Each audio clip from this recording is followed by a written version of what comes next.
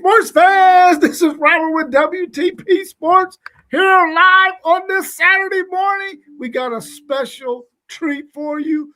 The WTP Sports College Football Top 25 is going to drop this morning. I got my man SEC Sean, my partner when it comes to SEC football, in the house with us this morning. He's a huge Texas A&M fan. How you feeling this morning, SEC Sean? Doing good. Been looking forward to this show. Wishing we could have some others on with us, but we know everybody's got a life going on. But I think there's some really good debate here when we get into these top 25, especially when we get further up the list into the top 10-ish with the closeness of everything. So looking forward to it. It's always fun to get on and chop it up, especially, you get two Longhorns and a Longhorn and an Aggie going. There's no telling where this thing's going to head. But we'll get through it. That's for sure. I'm very excited about this top 25 that we're going to drop as well. But we're going to mention some other teams that got votes, that received votes from WTP Sports when we did our rankings. And we're going to mention the Oklahoma State Cowboys. They got one of the votes. I know that you're really, really high on this team. You understand what they brought over from North Texas, the coach, the players. You're really familiar with that group. How do you feel about Oklahoma State this year? Oklahoma State is going to surprise some people. Everybody saw what North Texas did last year. North Texas had a hell of a year. Granted, people are going to tell you the level of competition is not the Big 12. Well, I'm here to tell you that the Big 12 isn't all that either. You've got teams in there, and I'm sure the athletic ability is a little bit more, but look, when you have a coach who trusts in his players and players who trust in the system, if you got a coach who can take a kid who was a punter in high school and turn him into what Drew Mestamaker became last year, y'all better watch this Oklahoma State team. Are they in contention for the Big 12 title? No. Are they in contention for the college football playoff? No. Are they in contention to be a uptick from where they were last year? 100%. This team, I could see this team 7-5-ish. It could be worse, but you tell me to look at the ceiling of Oklahoma State, and I'm going 7-5, potentially 8-4, because they're going to score. It's just, can they stop anybody? Yeah, I like Oklahoma State too. I think what the coach is bringing, he's bringing his quarterback, he's bringing some weapons with him from North Texas to Oklahoma State. We definitely know they're not going to be as bad as they've been for the past 2 years. I expect them to be much better. I also have their ceiling at 7-5, but I can see them reaching 8-4. I'm really anxious to see this team get back to where they used to be several years ago. They played Texas in the Big 12 championship game. I like to see them get back to that positioning in the Big 12 again, and I think they're on the right track. So we're going to be watching this Oklahoma State team very, very closely this season. Let me tell you something about Oklahoma State too to remember. I believe their second game of the season, they get Oregon. I'm not expecting them to beat Oregon. I'm not predicting that in any way, shape, or form. But if this Oklahoma State team goes out there and can compete and put points on the board against what we feel is, and others do too, a very stout Oregon defense, the Big 12 is going to be put on notice pretty early. They better not sleep on this Oklahoma State team, because they can come and win some games, especially at home. Some other teams that also received votes outside of our top 25 was Arizona and Boise State. What are your thoughts on these two teams, Arizona and Boise State? And do you see Boise State being the team from the group of five with the best chance of making it to the college football playoffs? I do not. I think Boise State is a solid program. I think Boise State gets a little bit more love because it's Boise State and they've done it before. I don't think they're the best group of five. If you ask me, I'm looking at UNLV. You know me, I'm looking at Hawaii as a shot. So I think BYU gets a lot of, well, they've been the best group of five forever, so let's just put them as the best group of five to start, and we'll see what happens. I'm just not a fan of it. As Arizona goes, I mean, Arizona's got a hell of a quarterback, but I just don't know that Arizona has all the pieces they need to compete for, say, a playoff berth or whatever. They might be able to catch some teams, but I consider them the fourth or fifth best team even in their conference.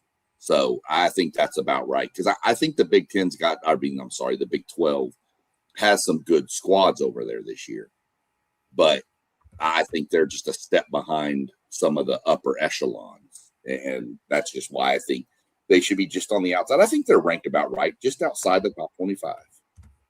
Yeah, I think both of those teams are ranked right about right. I like that Arizona team. I think they got a really experienced quarterback, and they're going to be better, but we find them right outside of our top 25. Maybe they will make it inside the top 25 once it's all said and done. But for Boise State, I think they have a chance to make it to the college football playoffs. But like you, I think UNLV is the front runner from the group of five teams to make it to the college football playoffs this year. And we haven't given UNLV a lot of votes yet, but we think their scheduling, the team that they have, we feel like they are probably have the best chance of making it to the college football playoffs outside of those teams that are in the group of five. The next up on right outside of our top 25, we have Missouri and Clemson. What's your thoughts on these two teams? We got one team from the ACC, another team from the SEC. What do you think about these two teams? They both have some big matchups on their schedule. Do you think either one of these teams will finish the season in the top 25?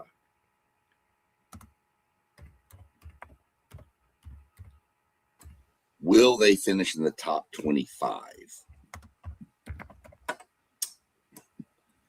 I don't think Missouri will. I think Missouri's schedule is too daunting. We're going to be 100% real. We all pray and hope that Mr. Ahmad Hardy is 100% healthy. I just don't see it. I see him taking some time to be ready. Maybe I'm wrong. I haven't heard anything come out of Missouri. The only stuff I did hear was it was made out to be not real bad, and it was worse than it was made out to be. So we're going to see. They do have a capable backup out there in Missouri, don't get me wrong. And we know Drinkowitz loves to run that outside zone. We know that. And that's fine. I'm concerned about their quarterback play. I don't think Austin Simmons is the answer there. We'll see what happens. But I think Missouri's defense is going to take a massive step back too. And their schedule, I mean, you've got an A&M on there. I don't know if y'all play them or not, but I know we play them. Do y'all play them too? Yeah. I mean, I know they're going to get teams like Oklahoma and stuff. I just think Missouri's in for a down year this year. Clemson, 5 years ago, Clemson would have never been down here out of the top 25. Clemson would have been in the top 10. I'm going to say it, ever since Venables left, and I'm not a Brent Venables fan. I think he's a hell of a defensive coach. I'm not sure he's a head coach, but he's doing well at Oklahoma. But since he's left, Clemson is starting to fall down every year. They're getting worse. We're going to see what happens. I think they brought a new offensive coordinator in. Didn't they bring Chad Morris in? Mm-hmm. Please take him, because Chad Morris is not good. He was a good OC. He was a terrible head coach But we'll see what we're going to get out of Clemson. If any of these teams is in the top 25 at the end of the season, I think it's going to be Clemson because I think Missouri's schedule is way too rough for what they've got this year. I think Clemson being in the ACC, which isn't to knock any ACC fans, but they have a lot easier schedule road to get the wins to put them in the top 25. Yeah, for me, I agree with you. Missouri, they just have too tough of a road. They got a whole bunch of question marks. We know their defense is going to take a step back. Offensively, we don't know if Austin Simmons is really going to be the man that's going to be able to make it happen for them. We know that Ahmad Hardy may not be there at the beginning of the season, but their backup is really, really good. He's a starter caliber running back. And I think that Missouri, because of their schedule, it's going to be really, really tough for them to make it into the top 25. Clemson, on the other hand, they get LSU in the beginning. So if they can get that win there, they can go through the ACC pretty easily, except for those three major matchups they got. So they can finish 8-4 and be in the top 25. And I would think they would be the team that could do that. Let's get into our top 25, and I'm going to drink some water after I announce who our top 25 team is. At 25 is Florida. What's your thoughts on the Florida Gators?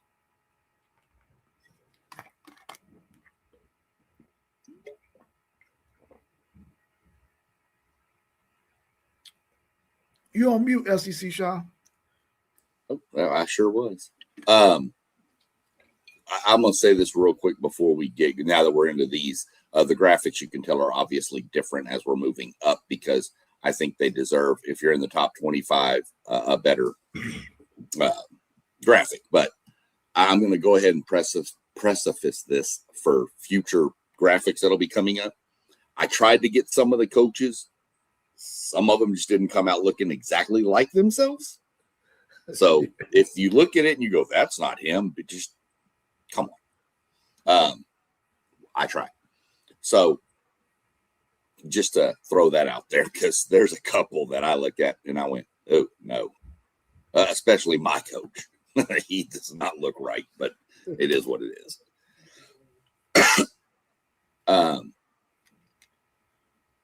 Florida.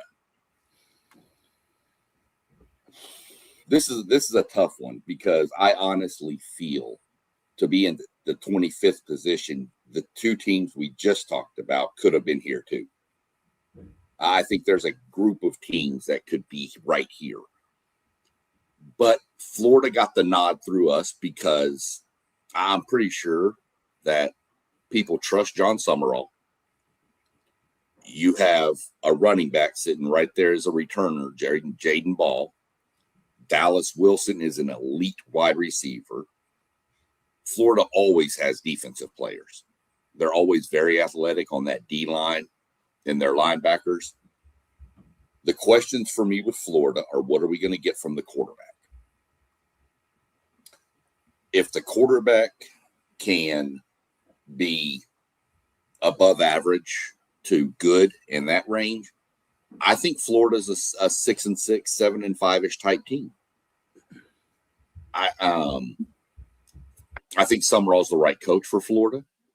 I think if you're a Florida Gator fan and I told you, hey, y'all are going to go 7-5 this year, I think you take that after what it's been for the past couple of years, because then you can see we're building something. We'll see how it plays out, but their schedule has also dropped back because if you remember the past 2 years, Florida has had the hardest schedule in college football. And they get away from that. I don't know what they did. I guess they made a trade agreement with Arkansas and said, here, take this. And or Arkansas. But that's what I see Florida. I could see Florida creeping up. I could see Florida falling off if the quarterback play is terrible. I could see Florida going 4-8 again. Yeah, for me, having Florida at 25 is a real good position for them. I really like John Summerall. I mean, I love Jaden Ball. I was kind of hoping he was going to hit the portal and Texas was going to be able to swoop him up after they had gotten that running back coach. I like their defensive guys. I like Dallas Wilson. Like you said, what is the quarterback going to be like for Florida? Is he going to be able to help them win games? Because he got weapons around him that can help him get the job done. And I think every team that comes into the swamp, you better be ready to get to go against a team that's going to be ultra focused and ready. Because John Summerall's going to have those guys ready.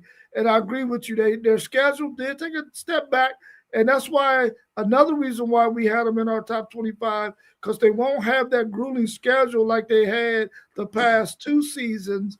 And this year they got a winnable schedule that will allow them to get into the top 25 by the end of the season. We got them right there at 25. I like that when we got them positioned that I hope that they have a successful season, because 4-8 is not going to get it done in Florida. Right. We're coming in at 24 with Utah.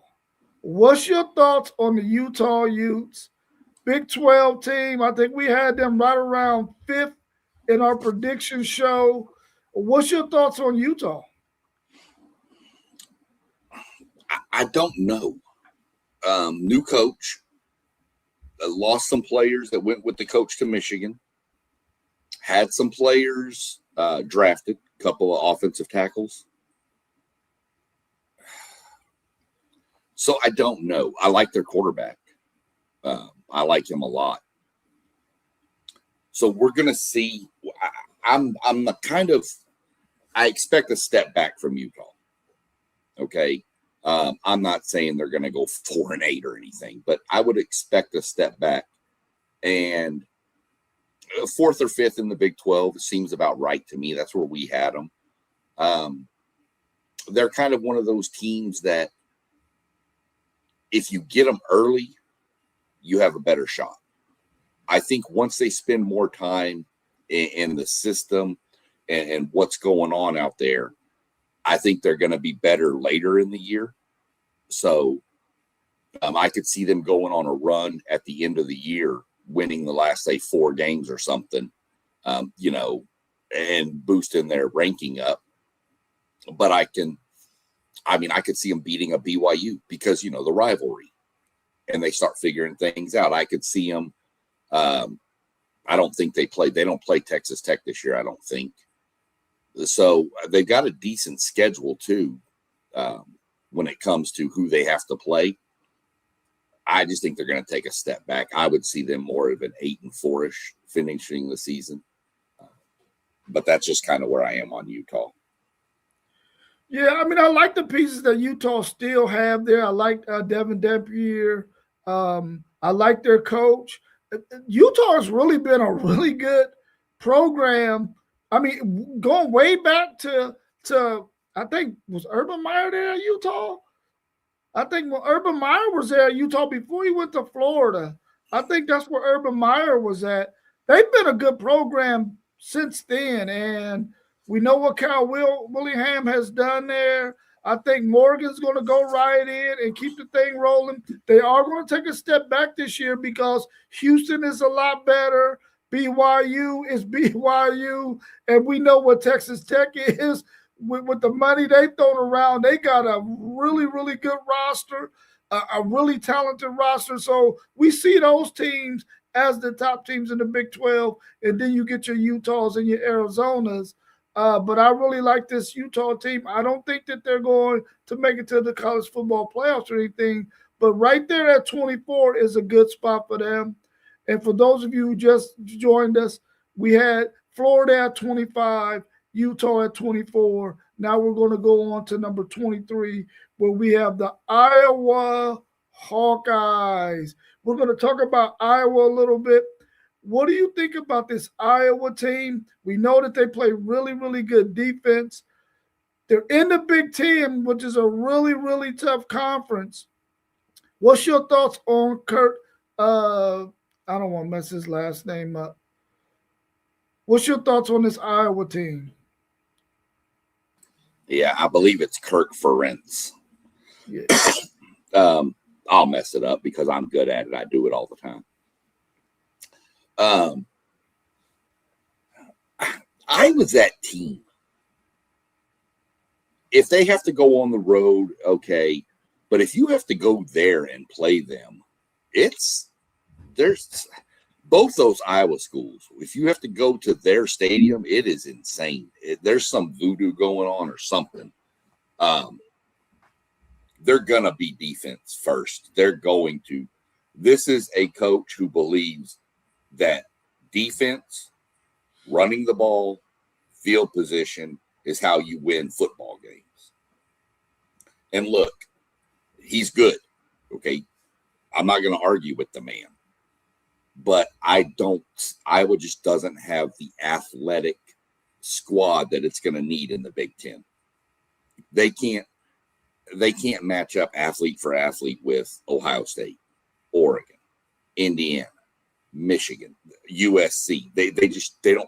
They have to play the perfect game and keep the ball away like they want to. And we've seen them do it. We've seen them upset teams before, okay? They almost upset, Oregon last year, I believe. Oregon had to have a crazy fourth quarter comeback on them. Like, they have to get quarterback play that's solid. That's all they want. They don't want Julian Saying, Arch Manning, Fernando Mendoza. I mean, they'd love to have them. Don't get me wrong. But they just want that guy. Make the right read, make the right throw. Don't turn the ball over. If we can't move the ball, we'll punt down the field and we'll rely on our defense to hold them. That's how Iowa wants to play. And they're going to catch some teams. They're probably 5th, 6th, 7th in the Big Ten, right in that range, of a couple other teams too. So, but they're a boring team to watch if you're into new football. Now, if we're playing in the 1980s, this is the exact style you played. But nowadays, people will tell you it's boring football, but it worked for him and it worked for his program, and that's all that matters. Yeah, I agree with you too on that. I mean, they're going to play really good defense. We know that. Can they get offensive weapons there in Iowa to help them go to the next level? We watched them a couple of years ago in the Big Ten championship game against Michigan, and they just looked putrid. They had absolutely no offense, so they couldn't compete with a Michigan team that only just wanted to run the football in that game, and they were able to do it, and I think they beat Iowa like 20-0. I feel like if Iowa can get solid quarterback play, they always have good tight ends, they always have a good running game, they can play keep away and make your team's offense sit on the sideline, which we know this Big Ten conference has a lot of really good offenses. And that's probably why they're at 23 on our list, simply because they don't have the type of offense that the rest of these guys that's ranked ahead of them have. I think that Kurt Ferentz has got to figure out a way to get him some of them more talented wide receivers, maybe a quarterback who can also use his legs a little bit. I like the quarterback they have out of Olentangy Orange. He played a really good bowl game last year against, I think they played Vanderbilt. They play really good defense. If that quarterback can play a little bit better, maybe we'll see Iowa make it into the top 4 in the Big Ten. But right now, we got them right around 5, 6, or 7. But I like Iowa and what they've been consistent at doing year in and year out in the Big Ten. Next up at 22, we got the Louisville Cardinals, a team that we really like a lot. We like the Brown brothers and what they're able to do with their staff and with the players that they have. We're high on them because they got some weapons, man, and we really feel like they're one of the top 3 or 4 teams in the ACC. Give me your thoughts on Louisville, and do you think they make it to the ACC championship game, especially if they can win that big game against SMU? Yeah, they can make it to the ACC championship game. This Louisville team I like. I think this is Coach Brahms' best team. I'm not saying it's his best offense. I'm not saying it's his best defense. I think it's the best he's had at one time on both sides. Their question is going to be, we're going to learn right out the gate.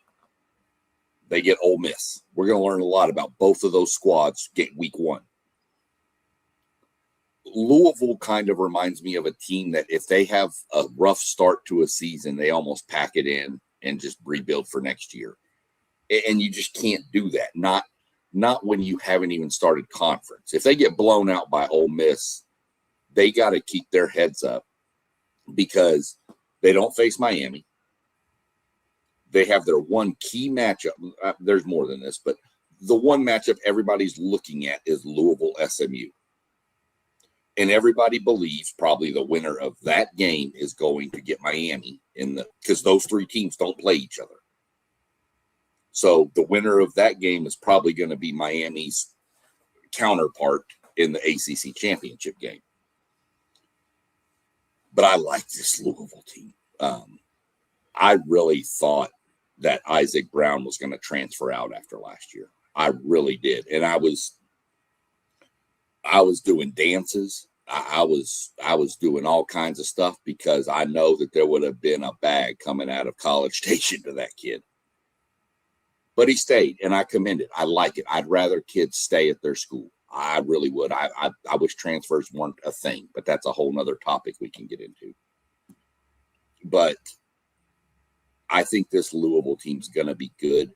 I do have them finishing third in the ACC in my rankings because I think Miami and SMU are the two best teams here. But we'll see what happens. I like Coach Braun. I'm really shocked he's still at Louisville too, to be honest with you. I think that guy would have gotten an Auburn, Florida. But he likes Louisville. And again, I come into coach who wants to stay where he feels comfortable and he's built something. Yeah, I'm high on Louisville as well. What I want to see Louisville do though, because they have these laws every season where they have themselves in position to make it to the championship game, and then they lose a game, preferably at home a lot of times, a game that they should win, and they ended up losing it, and they end up not making it to the ACC championship game. This year, they get one of those games against SMU, and like you, I feel like whoever wins that game between Louisville and SMU will get Miami in the championship game. We're going to go on to number 21, a team that we're really, really high on, that we think is really, really talented. We got them at 21, but man, I'm telling you right now, they could probably be higher than this, and I really feel like they might end up higher than this once the season ends, and that's the Houston Cougars. 10-3 last year. What's your thoughts on Willie Fritz's team? I know you're super high on them, probably higher on them than anybody in WTP Sports. What's your thoughts on this Houston Cougars team? I might be higher on them than anybody outside of the city of Houston. I like this Houston team. I like Willie Fritz. That man is a coach through and through. He takes rosters. He was the head coach, won a national championship at Sam Houston State. Granted, had a really good roster there, but it was, Division II or FCS, whatever you want to call it. But I like Willie Fritz. I knew it was going to take a couple years. He had to get his people. He got, I'm not going to say lucky, but he got lucky that Connor Wegman left A&M and decided to go to Houston, because Connor could have gone numerous other places. But being Connor is from just in Houston, outside of it, in Cypress, Bridgeland High School. He went back home, and Willie got a huge boost from that. I love this Houston team. Amari Thomas, one of the elite wide receivers in college football. It's slipping my name right in my mouth right now, but the recruit they brought in, the true freshman, quarterback / athlete / do everything. I can't remember the kid's name right offhand, but he was phenomenal, 5-star. The question's going to be, will the defense step up? This team's going to score points. Will the defense do enough? I think so. This is my pick to win the Big 12. And I know they came in low on the lower in the 20s on our rankings, but I promise you, I didn't have them in the 20s on my sheet. They need to put it together. They're going to have plenty of support from the fan base. The big test is going to be Tech.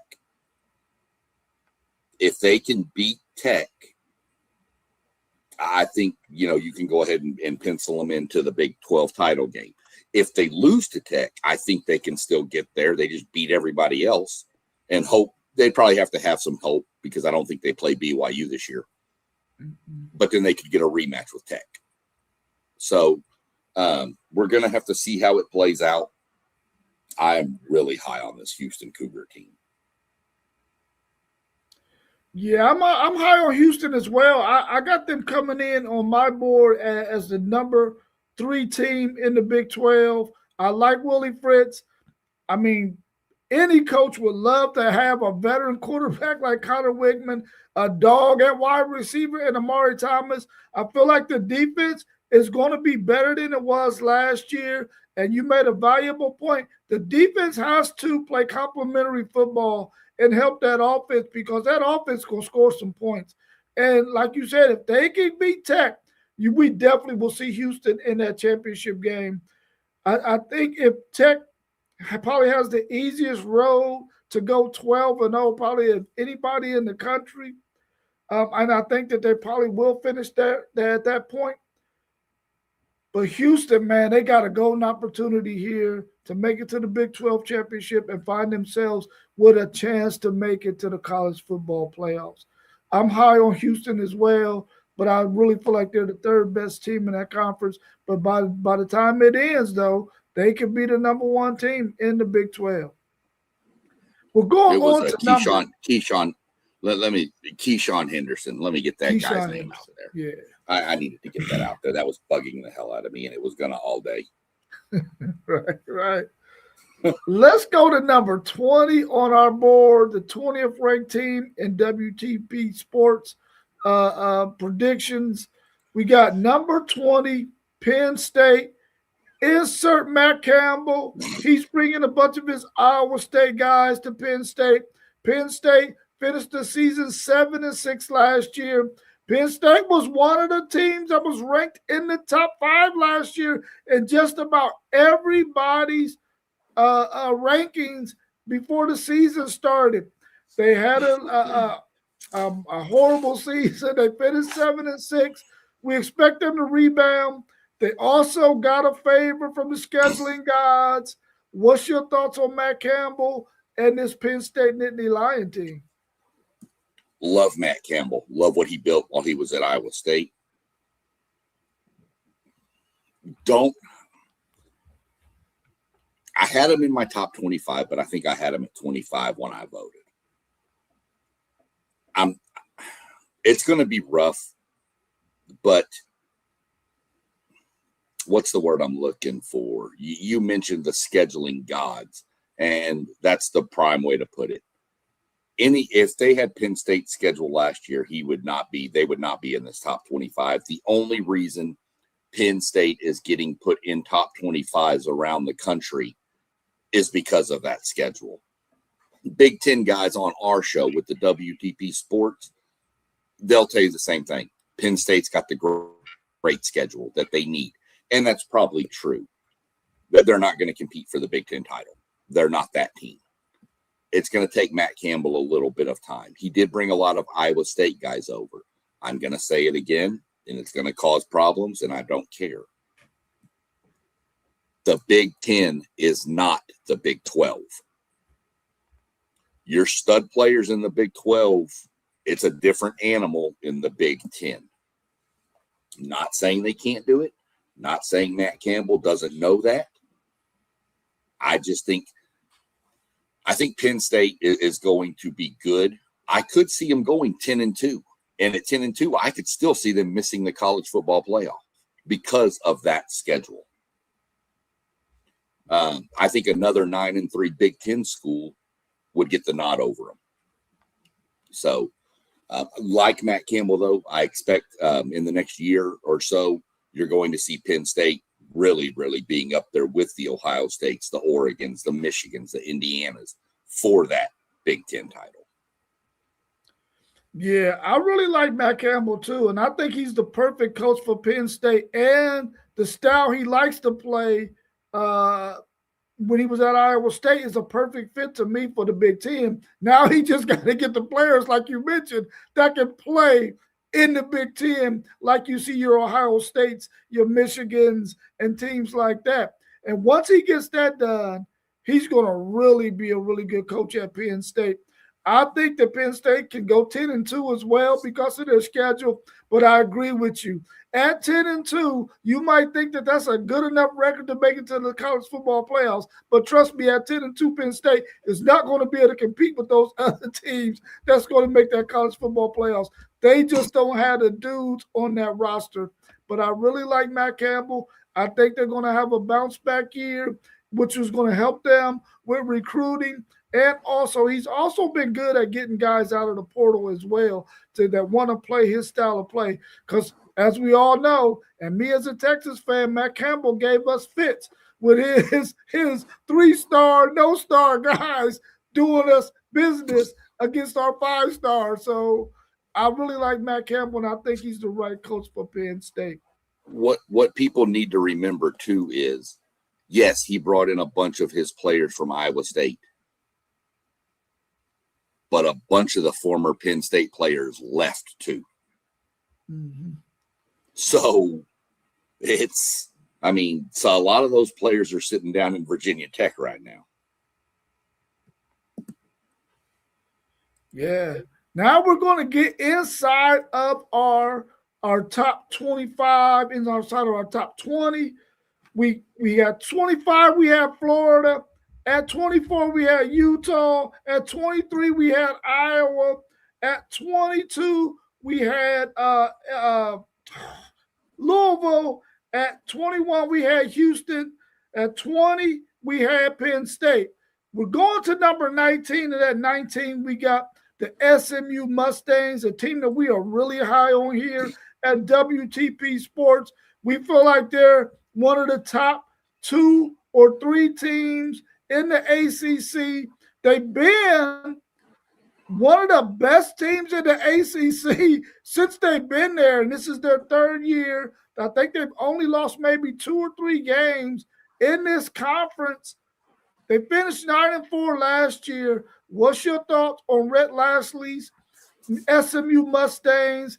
Kevin Jennings, an ultra experienced dude.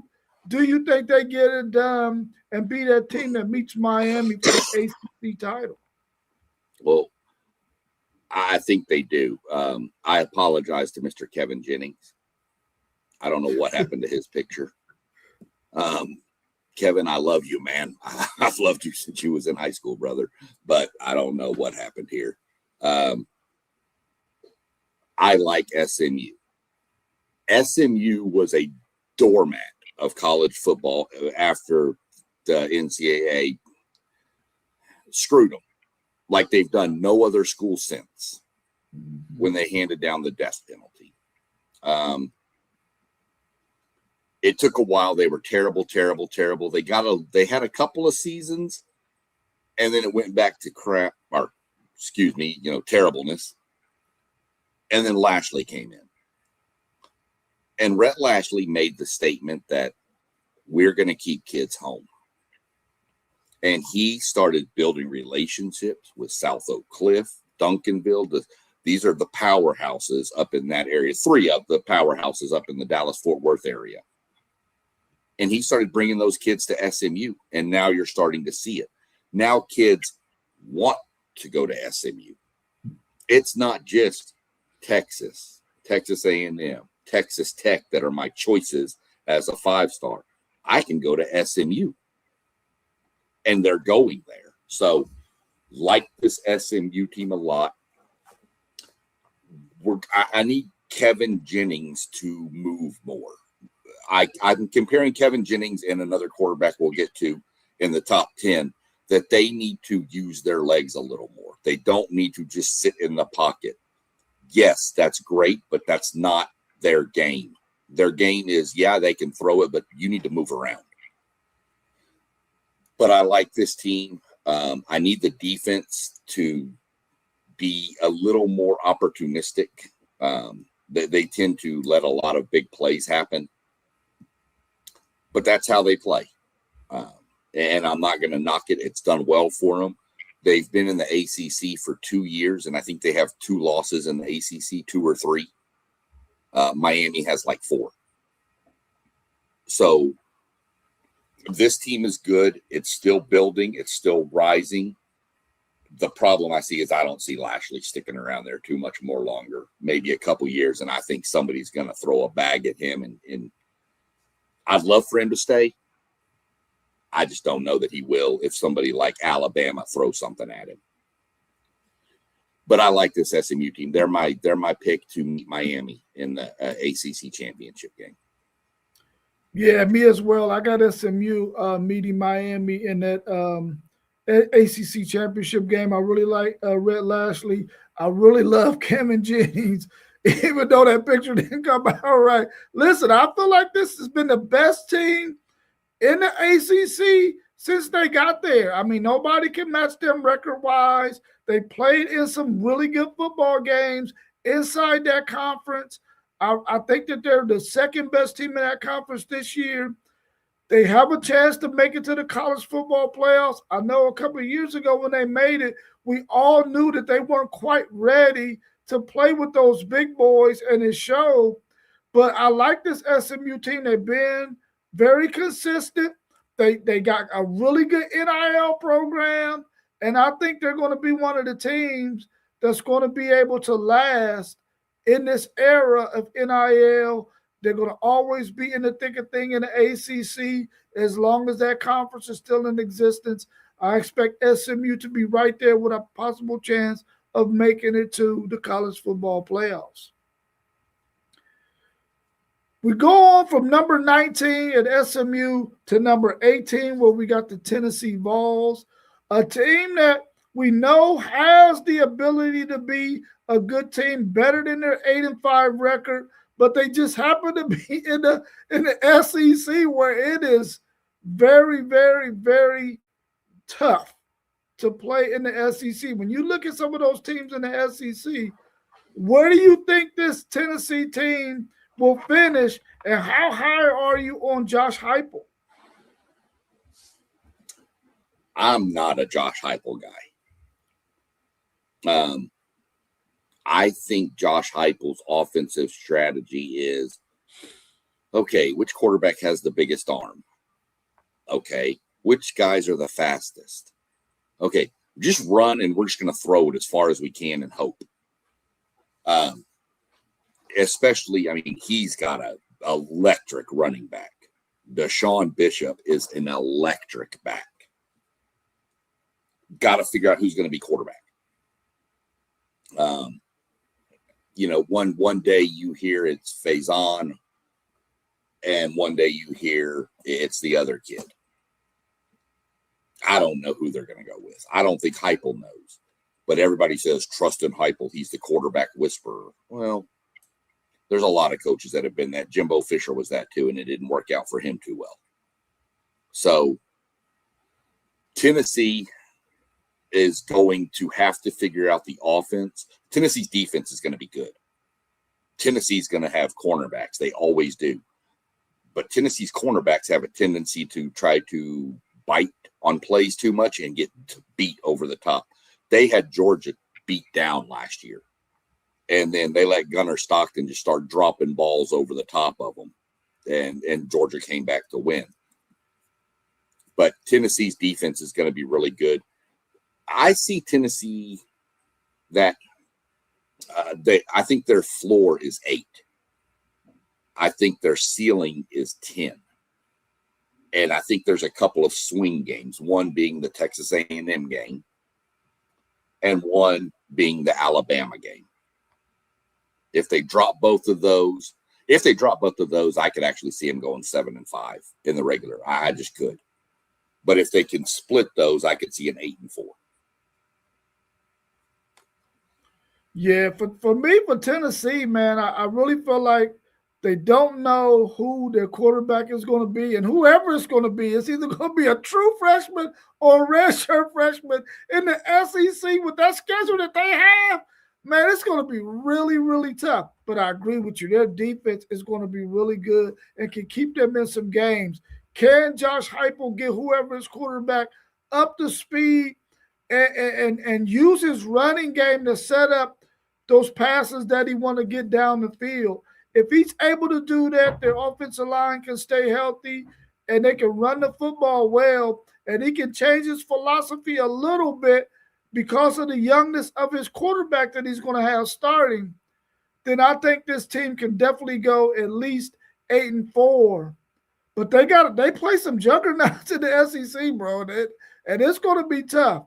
I think that the good thing for them is they get a couple of those good teams at home, so they might have an opportunity later on in the season to get one of those swing games or maybe even get two of those swing games. We'll have to wait and see. But I really don't see them being able to beat Alabama, Texas A&M, or Texas, in my opinion. Even though Texas has to travel to them early in the season, that's a better chance for them. But when you got a true freshman or redshirt freshman quarterback, and you think about that Texas defense of Will Muschamp, they're going to try to ultra confuse that young quarterback. So that's 3 losses possibly on their schedule right there, and that puts them at least 9-3. We'll have to wait and see. I like Josh Heupel for the most part. I just think at some point he's going to have to change his offensive philosophy and not throw so many deep balls. You can get away with that against those lesser competition, but when you start playing against the better SEC team, it just ain't happening. Well, think about some of the defensive backs we've talked about in the SEC. I mean, we had teammates at safety from Alabama. You had KJ Bolden, the number 1 safety. We had Dalton Brooks. We had Jelani McDonald. And then we had Marcus Ratcliffe, Peyton Bowen. So there's DBs in the – so throwing the ball deep against elite coverage cornerbacks is going to end up biting you eventually. Yeah. Peace to our man post game. He's out there in the chat. We're on to number 17, and at 17, we have the Washington Huskies, a team that we felt like last year played really good defense. The offense didn't get really going until later on in the season. We really got to see how good that offense was in that bowl game. What do you think about this team up under Jedd Fisch? I really thought Jedd Fisch was going to get plucked from Washington with all those coaching vacancies last year, but he decides to stay. What do you think about this Washington Huskies team and their chances of being in the top 4 or 5 in the Big Ten? Washington, when I watched them last year, there was a lot of hype about Washington too. And then I watched Ohio State roll out there and just manhandle them. They just shut that team down. Now, that Ohio State team was pretty good on defense last year.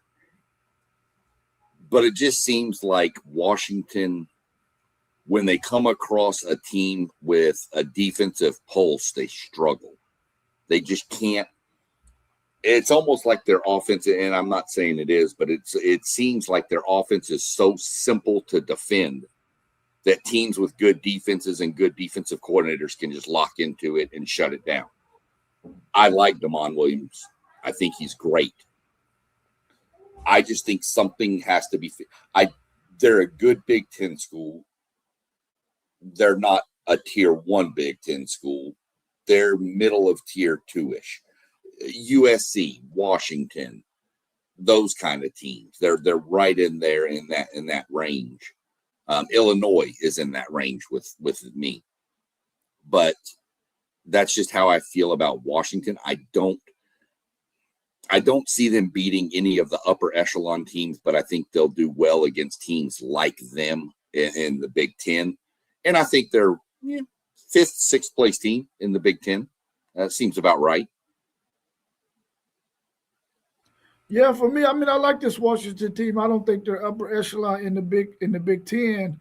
The good thing about them, though, is the fact that I think they get all three of the West Coast teams that's with them. They get UCLA, they get Oregon, they get USC, which means that they're not going to have to travel as much to the East Coast as they probably had to do in their first two seasons in the Big Ten.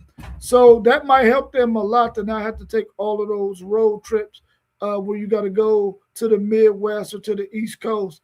I think they're going to finish about where they finished last year, probably around 6, 7, or 8 in this conference. It just depends on what Iowa does, what Penn State does. But I really feel like when you look at Oregon, Ohio State, Michigan, Indiana, they're probably the 4 best teams in this conference. And I don't think that they're going to be able to make it into that top 4. But I think this is a Washington team that Jeb Fish has ready to play some really good football. They just don't have the luxury of being in the Big 12 or the ACC. They got to go play in the Big 10 where we know there's some really, really good football being played there. We're going to go down to the next team that's in our top 25. We're right there at number 16, and we come in with the BYU Cougars, a team that we're high on in the Big 12. What's your thoughts on the BYU Cougars? And I know you picked Houston to be the eventual champs of the other Big 12. How do you think Siaki and his team will fare in this division? Because I think they have a pretty favorable schedule too, outside of playing Utah and playing Notre Dame. Their schedule, I think they might play. No, they don't play Houston or Texas Tech, so they got a pretty favorable schedule outside of those 2 teams that I just mentioned, Notre Dame and Utah. Yeah. Their schedule is definitely in their favor. I think Kalani is the right fit out there. I love their running back. I love LJ Martin. The only concern I have is Bear Buckmeyer, the quarterback. They've got to find some weapons to throw the ball to. They've got to be able to throw the ball to take some. Normally, it's the running back takes the pressure off the quarterback. They need the quarterback to take the pressure off the running back. Because until BYU proves they can throw the ball down the field and move things, or teams are going to stack the box and say, beat us. And until they do, that's how teams are going to handle them. They're going to try to stop LJ Martin because that's the bell cow of this offense. But they're going to have a good offensive line. We know that. They're going to be good on defense. We've talked about a few of their players. Evan Johnson, you see him on the screen, and Faletu Satuala. Those 2 players are going to be extremely critical for this BYU defense. I do have Houston winning the Big 12, but BYU's schedule is so favorable. So is Texas Tech's. It's going to make it hard for Houston. I like Houston still, but it's going to be hard. Houston's going to almost have to beat Tech and run the table. If Houston loses to Tech, then that pretty much will end that conversation right there. But because the loss that I expect BYU to have with Notre Dame doesn't affect them in conference. Mm-hmm. And Utah, I think BYU is a better team than Utah. So it's going to be a trick for Houston, but I'm sticking by my guns. I said it earlier in the preseason, way earlier, and I'm stuck to it, and I'm not going to change.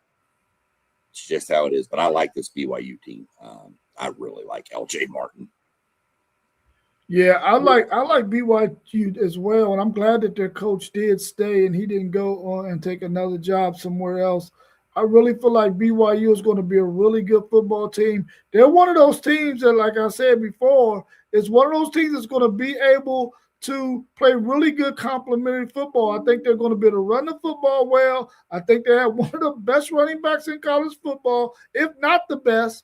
And then you couple that with the fact that they're going to have a good, solid defense. They're going to play really good complementary football. The offense is always going to have a ball control style that's going to allow their defense to get rest. And then when the offense has to get out there on the field, they're going to be able to do their thing, and the defense is going to be able to do their thing. I really like this BYU Cougar team. The schedule is very favorable for them to be one of the 3 teams that make it to that Big 12 championship game. Hopefully, they can put themselves in a position to be in it and possibly make it to the college football playoffs. I like Siaki. I like Bachmeier, L.J. Martin. I really like their linebacker core and the safety that they have on their team. They got a really talented team, man. I just don't know if they're as talented as when you start looking at Texas A&M, Texas, Oregon, Georgia, those teams like that. But I like BYU to possibly make it to that championship game and be one of the teams that make it to the college football playoffs. We're going on to the next team that we have ranked in our top 25. We're going to try to speed this up a little bit because we're running right up on almost an hour, and we don't want to go more than an hour and a half. We're going to number 15, and we got the Michigan Wolverines. What's your thoughts on the Michigan Wolverines?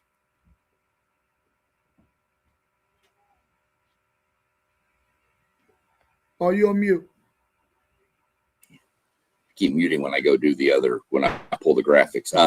I think Michigan's kind of rebuilding-ish a little bit. I know Whittingham's a good coach. I know Bryce Underwood's there. It's a program that's learning a whole new system. I think Michigan is about 4th place in the Big Ten in my mind. I think they're the 4th best team in the Big Ten. And I think they'll be better at the end of the season. Like their defense, Rod Moore, Jair Hill, love those 2. The question is, what step does Underwood take? That's going to define their season. Where does Underwood go? Yeah, for me, I think Michigan's going to get one of those really good defensive outputs like they've had when they won that national championship game and when they were really, really good a few years ago. They've taken a back step a couple of years in a row, but now insert Kyle Whittingham, his gritty style. I think he fits the Michigan program really well. Like you said, it all depends on what is Bryce Underwood going to be able to do. Let's go on to number 14, where we have the USC Trojans, a team that we expect to take the next step, but we're not quite sure if they're going to be able to do it. We've been on the fence about this team for quite a few years, especially since Lincoln Riley has gotten there. What's your thoughts on USC? All right, here's the deal. Lincoln Riley's there. That's all you need to know. Team's going to put up electric offense. But the good thing is, if you play fantasy college football, anybody that's playing USC, just do the whole matchup because both offenses are going to light it up because Lincoln Riley's defenses are terrible. I know they have Gary Patterson out there now. I'm not a fan of Gary Patterson's defense. I think it worked at TCU. I don't think it works in the Big Ten. We saw what Georgia did to that defense too. But USC's a good squad. They're probably in all honesty the 5th best team in the Big Ten, right behind Michigan. Got offense, got tons of offense, got tons of weapons. Number 1 recruiting class last year. But I don't trust Lincoln Riley's defense. I wouldn't trust Lincoln Riley's defense in a phone booth with the door closed. Yeah, for me, I like USC to turn the corner this year and be able to be one of those teams that's possibly vying for a college football playoff spot. The thing that, like you said, we don't know if Lincoln Riley is going to really give Gary Patterson the leeway he needs to really run the style of defense that he wants to run. Is he going to be hands off and let Gary Patterson do what he needs to do. And we all know that it's going to take Gary Patterson a few years for that to happen. So we know their defense is going to be better, but it isn't going to be good enough to help them make it to the college football playoffs in the Big Ten. And I think they play all the West Coast teams too in UCLA, Oregon, and Washington. How can they fare against those teams? Can they come out at least 2-1? Because if they go 1-2, chances are they're not going to make the college football playoffs. Let's move on to number 13 in our ranking of top 25. We got the Alabama Crimson Tide. How do you feel about this Alabama team? Alabama is another team that is going to be elite on defense. Okay. Their D-line has to step up a little bit. Their secondary is right there with the best secondaries in college football in the country. What are they going to get on offense? They couldn't run the ball last year. They're breaking in a new quarterback this year. What are they going to do? Who's the quarterback going to be? Keelan Russell should be the quarterback, but Austin Mack, I hear, is pushing him. Ryan Williams, what happened there? Learned to catch the ball again. I mean, he had more drops than anybody last year. I think moving him back outside is going to help. I think he was in the slot last year, or vice versa. Either way, he needs to figure it out because he was right there with Jeremiah Smith as freshman, and it's not close anymore. So we'll see what happens. Kalen DeBoer better figure it out. 4 losses at Alabama isn't going to cut it, bro. Paul Feinbaum is not going to be happy with him. So, but I honestly see Alabama having a down year. I think Alabama is 8-4. I really do, and I don't know why. I mean, I just don't have faith in that offense. Yeah, I mean, that's how I feel too in terms of their offense. But once I started looking at this team a little bit more closely, I really feel like they're going to be better than what I thought they would be. Kellen DeBoer has got to turn the corner. He has some offensive weapons. Is Keelan Russell going to be the starter? Is it going to be the other guy? He's going to have to figure that thing out. But defensively, in their defensive secondary, they got some dudes, bro. So I think that if they can play good enough defense early in the season to allow that offense to gel and catch up, if they got to be able to run the football much better than they did last year, if they can do those things, this Alabama team can be better than what they were last year. They just happen to be in a really tough SEC conference where there's some teams that are freaking loaded. So that might be the reason why they don't make it to the college football playoffs this year. Going to number 12, we got Mississippi, a team that we really feel like they got a tandem there that is really, really good. When you start thinking about Trinidad Chambliss and Kejuan Lacey, Pete Golding comes in as their head coach after Lane Kiffin decides to go to LSU. They got some dudes on offense and defense. What do you think about the Mississippi Rebels? Unknown, question mark. Return to sender, call me later. I don't know. Dynamic 2 offensive players, few dynamic defensive players. I expect the defense to be really good. I don't know about the offense. And I know that's stupid to say with Trinidad Chambliss and Kejuan Lacey back there. They need to find receivers. What's this offense look like without Lane Quinton and Charlie Weiss? What does this offense do? What are we doing? I mean, so wait and see. We're going to find out. Again, we mentioned it. Week 1, Louisville. I think that's a perfect game for Ole Miss. Solid, non-conference. Let's figure out what we've got. Because week 3, that's LSU. And We all are going to have the nation will that may break Super Bowl records for viewership. That is going to be must watch. So I don't know about Ole Miss. Trust the defense. Don't expect them in the playoff. I don't expect a college football playoff out of Ole Miss this year. Yeah, I think Ole Miss takes a step back as well. I like Pete Golding. I like the two-headed tandem they got with Trinidad Chambers and Keywan Lacey. I don't know necessarily what they're going to have at the wide receiver position.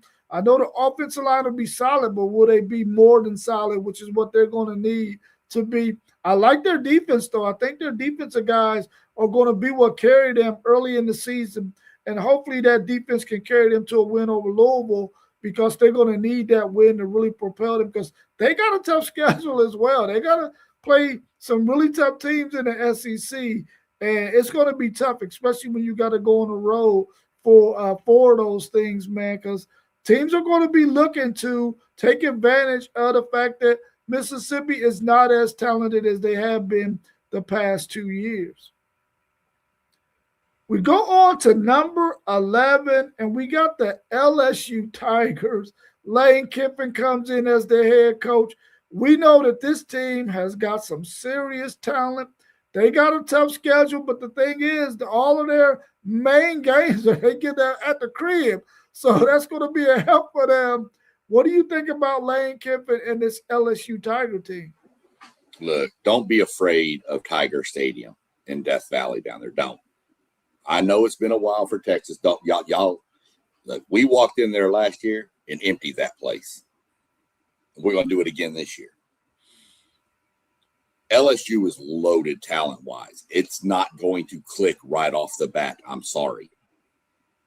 LSU's schedule is not going to be fun. Clemson should be able to beat.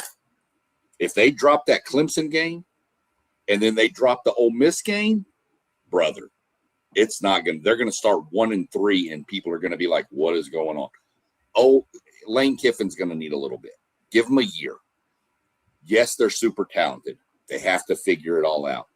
I've said it before. Going into Death Valley, it is hard. Don't get me wrong.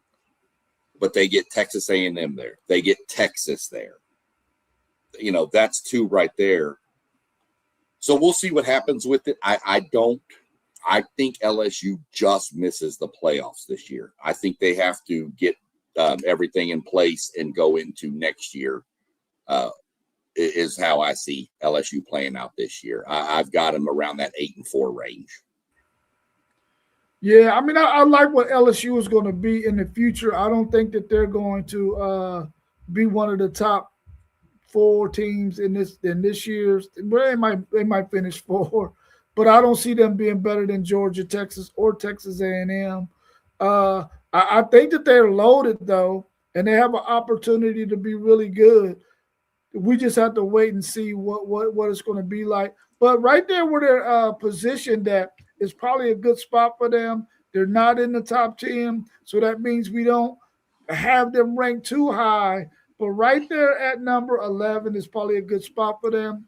We're going to move on to number 10, which is Texas Tech, a team that we think is loaded. Maybe they will be ranked higher had they been able to keep Sorsby at the quarterback position, which I really wasn't all that high on Sorsby like some people were. But what do you think about these Texas Tech Red Raiders? Yeah, I'm with you.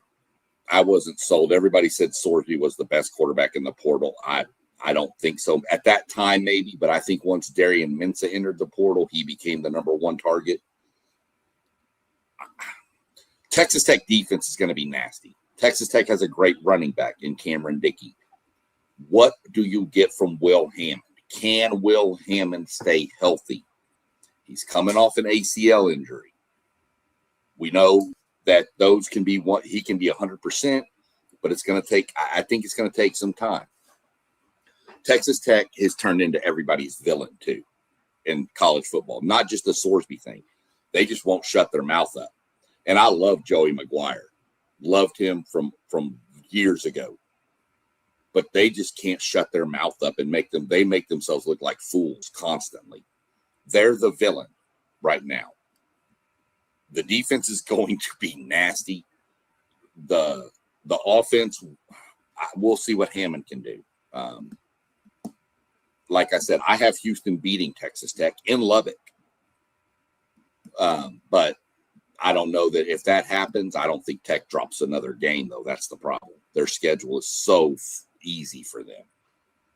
So we'll see what happens. I couldn't put them in the top 10 based on Hammond and their schedule. I just couldn't do it. Yeah, I couldn't put them inside the right there at 10 I think is a perfect spot for them. I like Joey McGuire. I mean, I love Joey McGuire as a coach, but I agree with you. They if they would just maybe close their mouths and just play, they might be better off. But they hit that portal and they got some talent on that defense. So we know that defense is going to be really good. Will the offense be able to play that complementary football that needs to be played so that defense doesn't get wore out?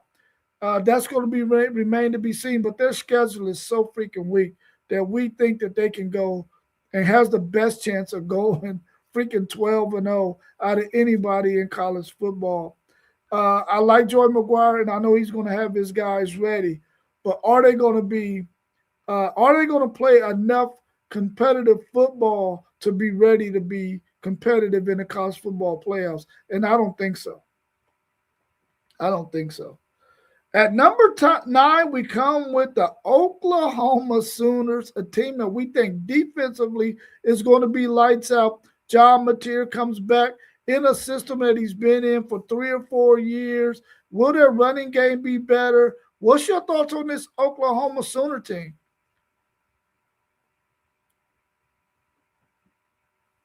You're on mute. The defense is going to be good. I think it takes a step back from last year's defense. I really do. The offense is the question here, though. It's never going to be about defense with Brent Venables. They're going to be a really, really solid defense. But it's about the offense with this team, and everybody knows this. John Mateer, I'm not sold on Mateer. I never have been. What he did, look what he did at Washington State. Bro, it's Washington State. Okay? Isaiah Satania, I like. They did upgrade their wide receivers when going out and getting Parker Livingstone, who had to be cut from Texas so they could save money for Cam Coleman, but that's a different subject. Running back they could not run the ball, that offensive line. But if I'm not mistaken, I think they have 4 or all 5 of their offensive linemen back. But their offensive line was broke. If you think wet toilet paper, they just crumbled last year. They were terrible.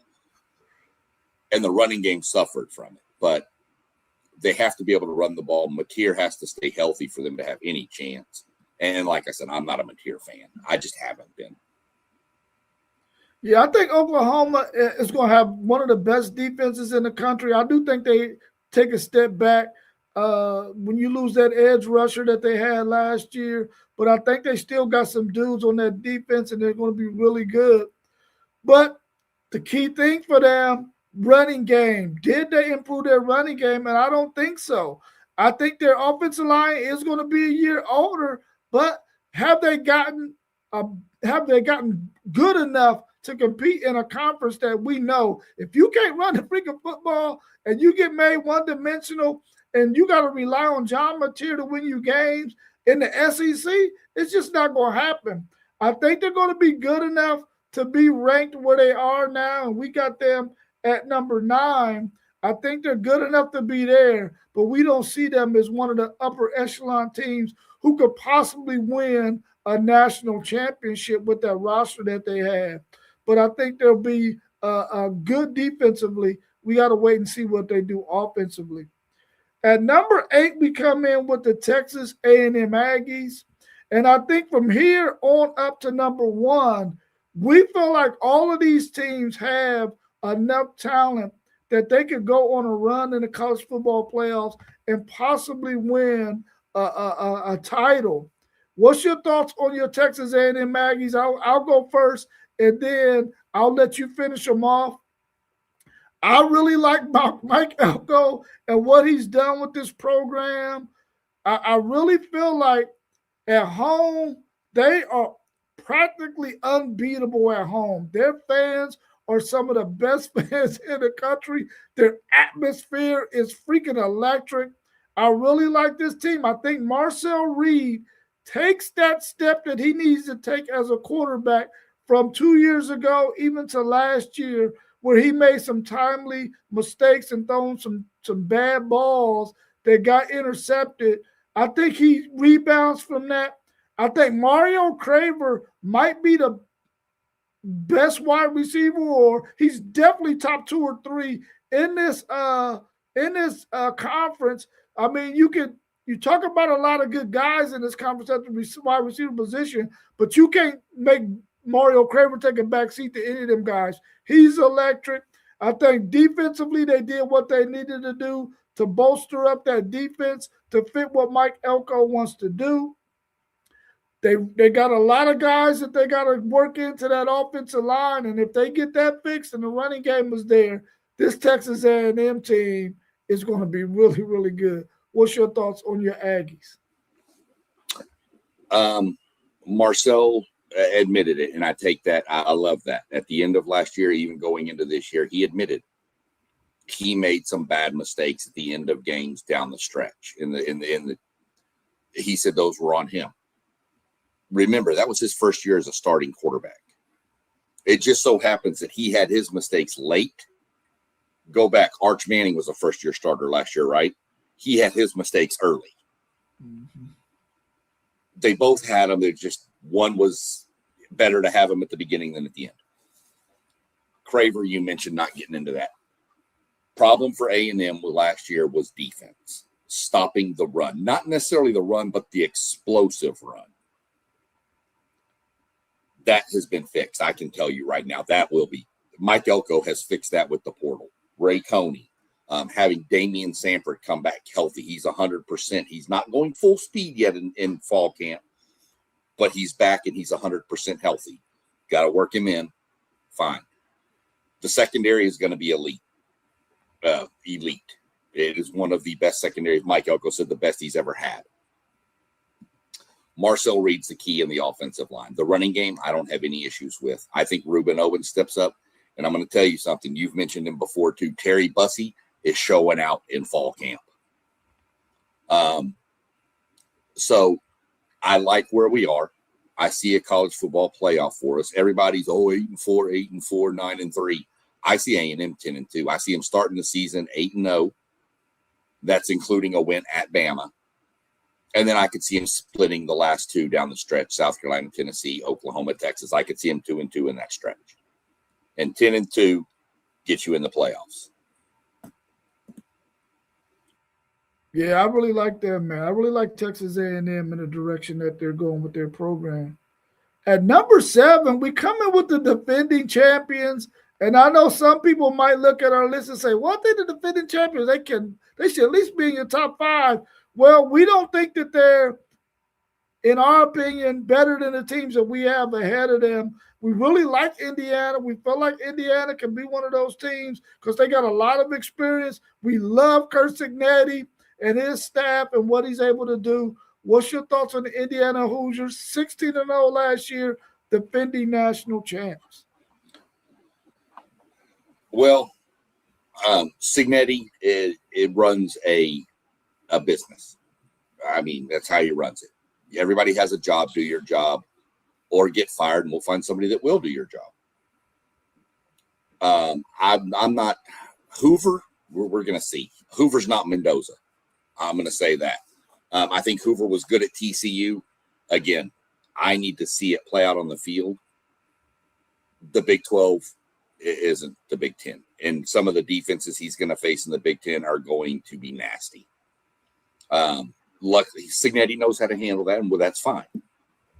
I think Indiana's down here, and let me justify this when I talk about the rankings when I added them. From here up was very, very close with all these teams. One vote another way would have swung things. The gap was from here to A&M. That's where the gap was. I like this team, like what they bring back, but I I just think this is where they are. I think the teams in front of them have a little bit more. Indiana's good, but I think the other teams have a little bit more, and that's why they're sitting 7th. Yeah, I agree with you. I just think the teams that we have ahead of them right now they just have more talent than they do. I really like this Indiana team. Will they go 16-0? No, I don't think they go 16-0. They're in a really tough conference. When you start thinking about some of the teams we haven't mentioned from their conference that is in this top 6 that we're going to have, or top 5 that we're going to have, 6. I just feel like Indiana's going to be one of those good competitive teams. I just don't think they're going to do what they did last year. But I do like them as a team. At number 6, we have the Miami Hurricanes, a team that we feel like is loaded on both sides of the ball. We know what they got offensively. We know they bring in Darian Mensah. What's your thoughts on the Miami Hurricanes and Mario Cristobal? Man, Mensah, Tony, Fletcher. I mean, you know they're going to have a decent. They did lose some offensive linemen, so I'm curious there. So that's kind of one thing that's all hesitant. Defensively, I mean, let's just Bryce Fitzgerald. I mean, good Lord, we mentioned him just the other day. But to me, defensively, yes, they've got some guys and they've got some players, but bro, you just lost 2 first-round DN bookends. I know Jason Taylor's out there and can coach them up, but losing that kind of talent, it's going to take a minute. Miami got a draw. They have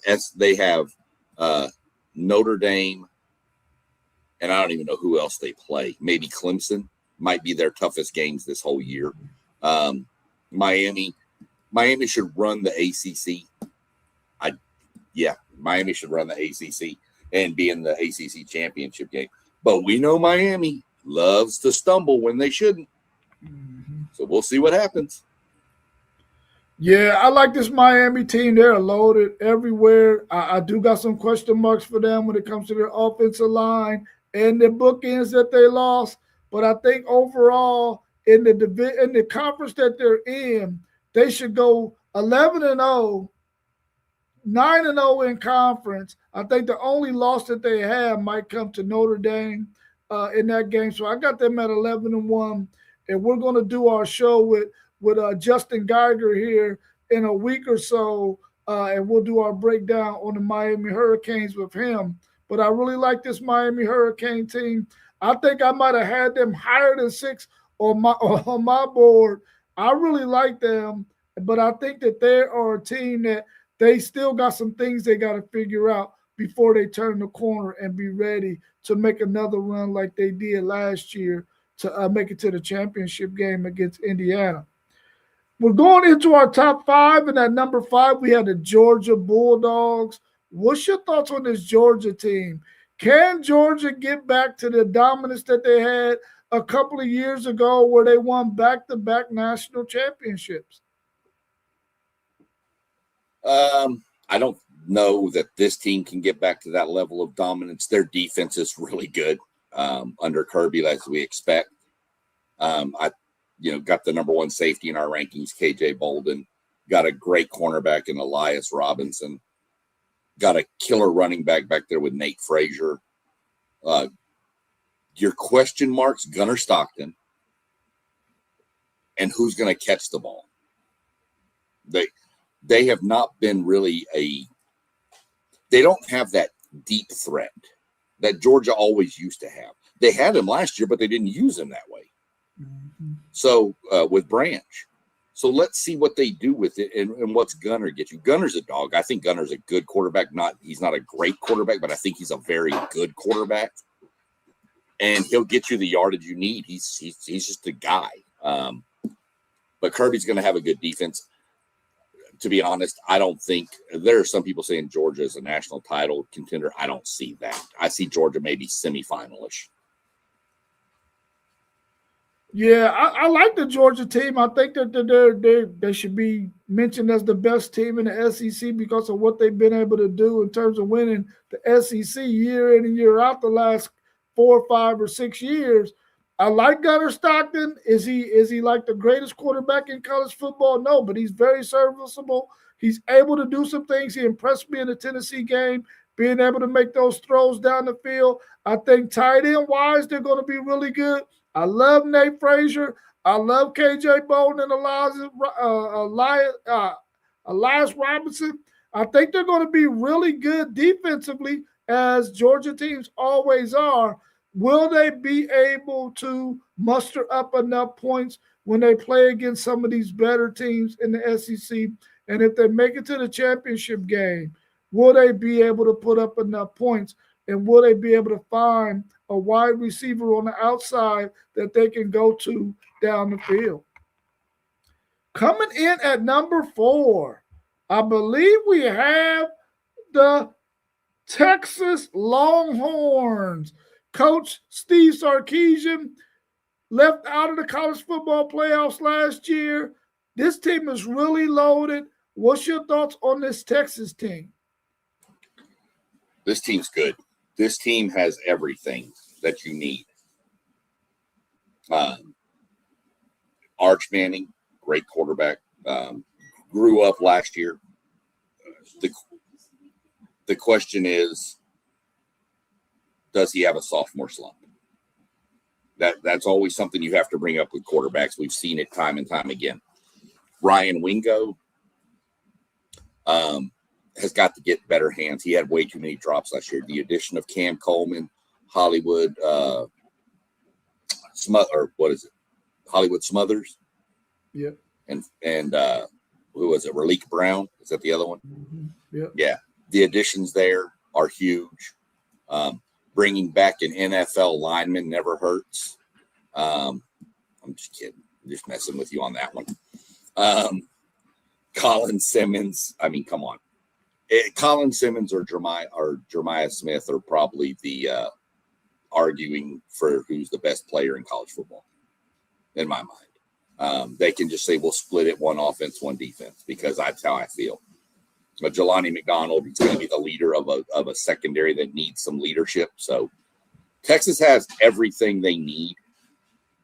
It's just, can they put it together for the full season? They remind me of a Miami. They like to stumble when they shouldn't.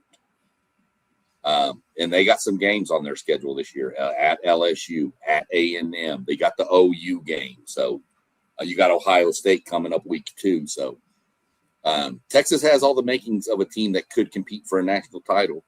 They just can't stumble. Yeah, I agree with you. Texas is a team that stumbles quite often, man, every year whenever they play against a competition that's way below them. And they have those times where they just don't play to caliber football to the talent that they have. Their talent is loaded on this team. I really think if they put it all together, and it sounds like they are, and we'll talk a lot more about that when we do our preview on the Texas Longhorns. But I really like Arch Manning and the confidence that he has. He can't afford to have a sophomore slump. He has plenty of weapons around him in the backfield at wide receiver. But will the offensive line gel enough? That's a question mark for Texas. That's been a question mark going forward for a long time. Will their offensive line be good? Defensively, we know they got a lot of talent over there, but what is the defensive secondary going to look like? Are they going to find a covered safety? I think they're going to be okay with Bo Masco on one side, but can Grayson Littleton move from the star position playing the slot and now play the corner? And then who's going to play that star position? Who's going to play that slot? We know Will Muschamp wants to do a lot of stuff in terms of getting pressure on the quarterback and coming after guys, but will they be able to hold up on the back end? That remains to be seen, but I really like this Texas Longhorns team. I think 4 is a really good spot for them. I think I might have had them at 5 on my board, but 4 is just as good.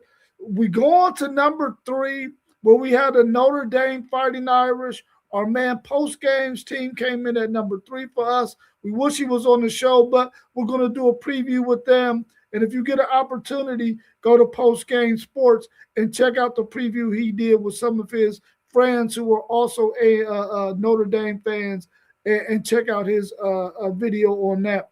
But we'll do his preview later on. But what's your thoughts on Notre Dame?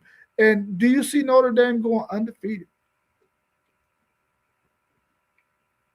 You're on mute. I know we have a show coming up with post game and doing a team preview, so I don't want to get too in depth here. We'll leave a lot of that for post game. Can Notre Dame go undefeated? Yeah, they should. I don't have them going undefeated. I actually have them losing one game. I have them slipping to SMU. I don't know why. I don't know that anybody's going undefeated in college football this year. And so I have them slipping to an SMU. Rob, this team is loaded. This team might be more loaded than Texas is. This team is loaded. That defense is nasty. Notre Dame received one first place vote in our top, just one, and it was mine. I put them number 1. They're my number 1 team in the country, and I'll stand by it. So I don't want to get too involved. Like I said, we have a show coming up with post game. We let him break it down a lot more than we could. So really, really good team. So we'll go with that. Yeah, I think I had them number 2 on my board when I did my rankings. I really feel like this Notre Dame team, the reason why I had them 2 is because of all the freaking talent they got on this team. They are freaking loaded. I think they got 3 games on their schedule that we know are going to be really good contests for them. And I feel like when you look at the teams that we talked about in our top 7 or 8, all of those teams have teams on their schedule that can get them prepared for a run in the college football playoffs. Notre Dame has SMU, they have Miami, they have BYU. All 3 good contests that can get them prepared for the college football playoffs. I think they have a chance to go undefeated. It's going to be tough because those 3 teams are going to be really tough to beat. But I really like this Notre Dame team and what Marcus Freeman is doing there. They are freaking loaded. At number 2, we got the Ohio State Buckeyes at number 2 on our board. Another team that we feel like has a lot of talent. We expect for them to be right up there in the thick of things. What's your thoughts on Ryan Day and these Ohio State Buckeyes? And we're going to do a preview on them in the upcoming weeks as well with our man One Take Zaya and our man T1. So what's your thoughts on the Ohio State Buckeyes? I mean, perennial contender. I mean, let's just call it what it is. Ryan Day just reloads. I mean, they lost Hartline this year as the OC. So we're going to see. I don't think it's going to matter too much. If you don't, I could probably be the offensive coordinator at Ohio State, and we do pretty well because I would just say, get the ball to that guy, meaning Jeremiah Smith. Just give it to him. And then when you can't get it to him, hand it to this guy, Bo Jackson. They're good. They're really good. I do have questions defensively after losing that much talent to the NFL. I really have questions there. I expect they'll get it fixed, but that would be the one thing I have questions about. And I'm going to say this: Ohio State is much like A&M. They need to find a kicking game because they've struggled in that department too. That has cost them a few. So, can the defense step up to what it was? Can they find that kicking game? And other than that, I don't have any questions really about Ohio State. Yeah, for me, I really like this Ohio State football team. I think I might have had them 3 or 4 on my board.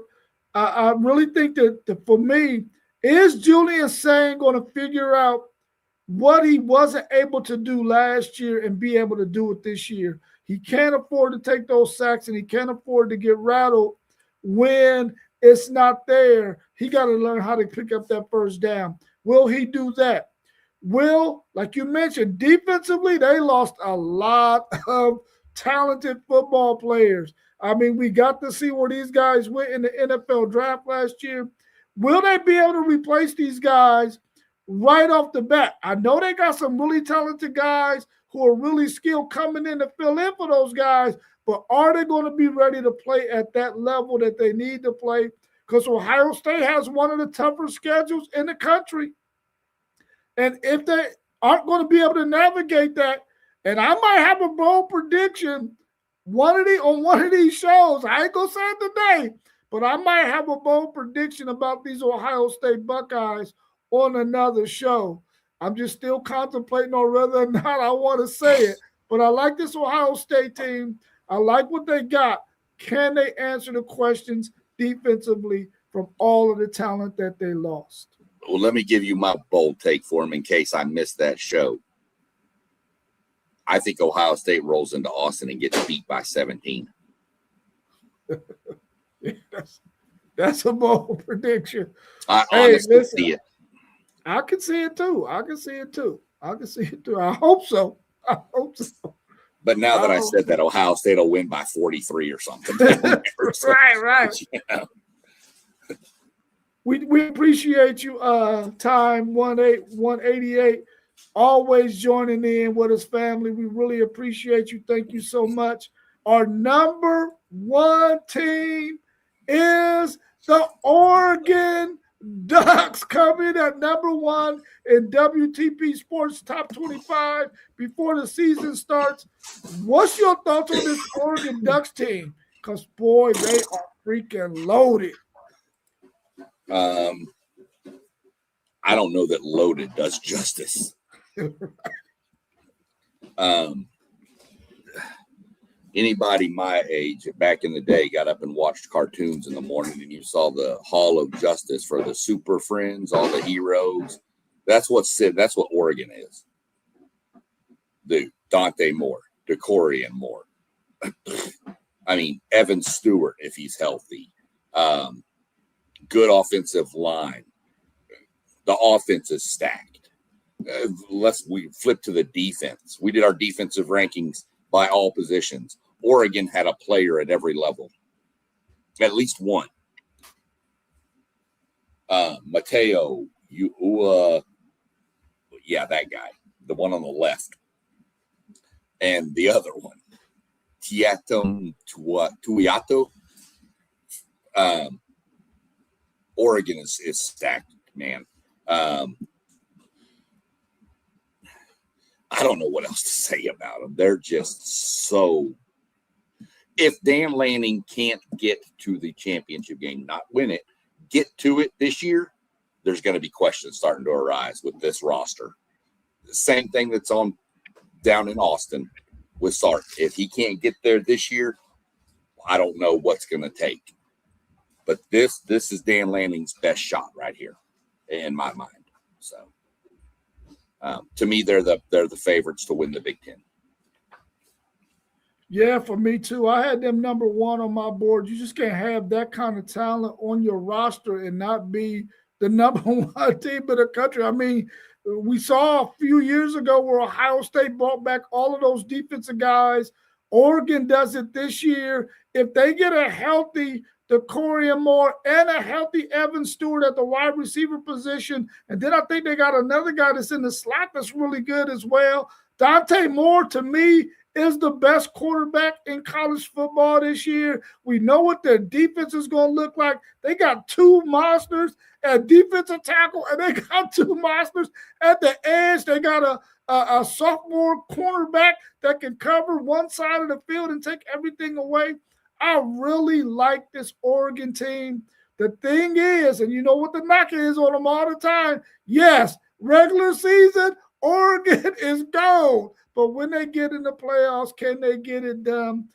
This is the year. I'm telling you now, if Dan Lanning does not win the national championship this year,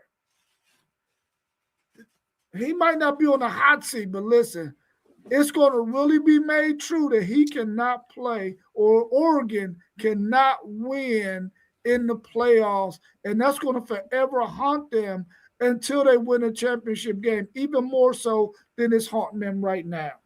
I like this team. I think they got the most talent. Let me say this real quick, too. This isn't an excuse for Dan Lanning in Oregon. But let's remember, I think they lost both coordinators. I know the OC for sure is the head coach at Kentucky now. I think the DC left too. Yeah. So, that's still not an excuse. With that kind of returning talent on offense and defense, Rob, we could go be coordinators and probably be okay. I mean, look, Dante, just go do something. It doesn't matter. Just get the quarterback. And that's that. This is the best defensive line in college football. I know there's been rumors flying that Texas has it. Texas does not have that on defensive line. I agree with you. I mean, I think they don't. I think they got a good defensive line, but they did not match with Oregon's at all. And I'm a Texas Longhorn fan, and I'm telling you right now, I think Oregon has the best defensive front in college football. When you start talking about their first starting forward, they are legit the best, in my opinion. Yeah. We appreciate everybody for joining in with us and staying with us for an hour and 40 minutes plus. SEC Sean, I appreciate you. The graphics was unbelievable again. Thank you so much for that. Thank you, everyone who tuned in. Make sure you hit the like button. Make sure you subscribe. All of our channels are scrolling across the top. Please go and check out all of our channels and subscribe to them so we can continue to bring you good content. We'll be back again tomorrow morning when we talk about the Big Ten over and under show, and we're going to see how many of those teams are going to meet their over and under win totals. So make sure you tune in tomorrow morning at 9 a.m. Anything else you want to add, SEC Sean, before we go? Not a thing. Great show. Appreciate everybody in the chat. Time, Lawrence, everybody over there. Go like, subscribe all the channels, guys. Hit the notification bell. We're fixing to ramp this thing up for football season, so come jump on with us. Yeah, for sure. And make sure y'all go check out SEC Sean and Doug's podcast last night on Texas. Was it 4A football? Their 4A football. Go check that out, man, because that is very informational when you start talking about some of the high school talent that's out there in the state of Texas. So go check that out as well. SEC Sean, I appreciate you, bro. I will see you again tomorrow. Of course, we're going to hit each other up in the chat, but you have a good rest of your day, and I'll be talking to you soon.